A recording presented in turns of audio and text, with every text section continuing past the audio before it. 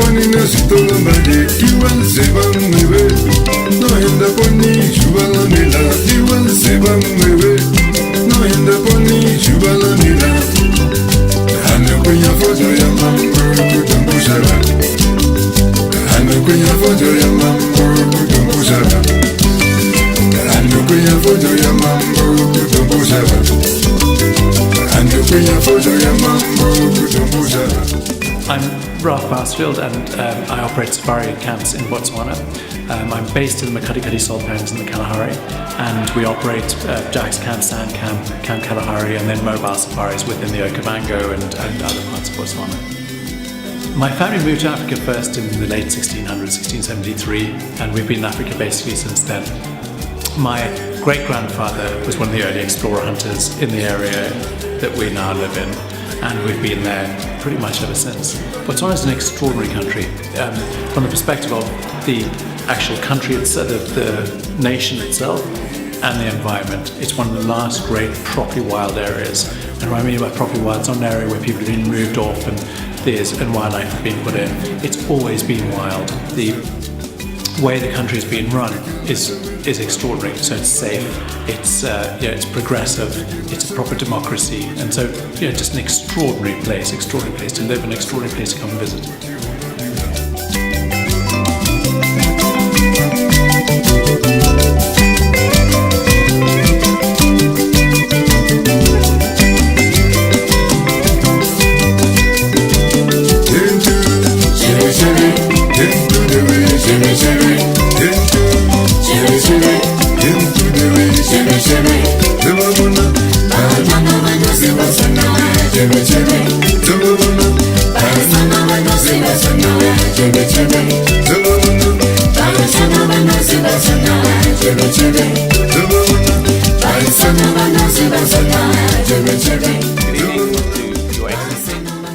Ladies and gentlemen, I just wanted to thank all of you on behalf of Jacada Travel for coming to join us here to hear the very captivating and crucial story of tourism and conservation in Botswana.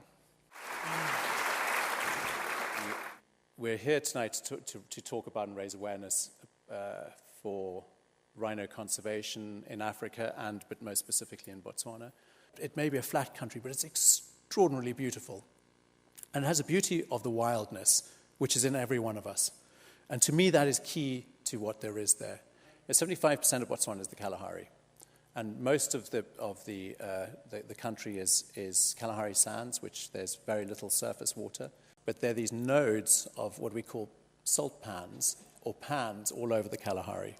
And those are what are really important. They're the immense Makgadikgadi salt pans, which is the largest expanse of nothing on Earth, which is where I live, and it's just the most extraordinary place. The great thing with the Kalahari is that it is absolutely intact. There aren't large numbers of people who've been moved off the land, or it hasn't been recreated. It is as it was.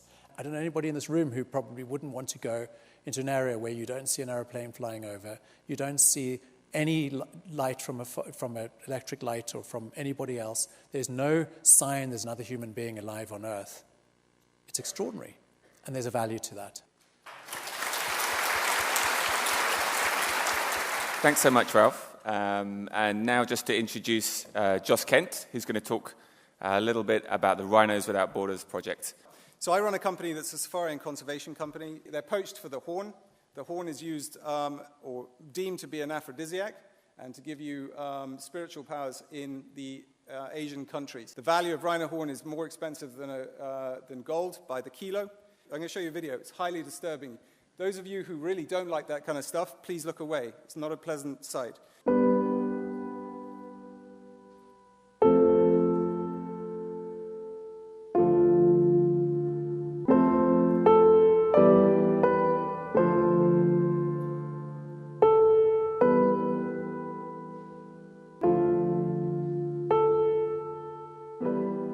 Statistics are staggering and are in and of themselves as disturbing as the video I just showed you. There's one rhino killed every 7 hours. Rhinos will be extinct by 2021, but we can do something.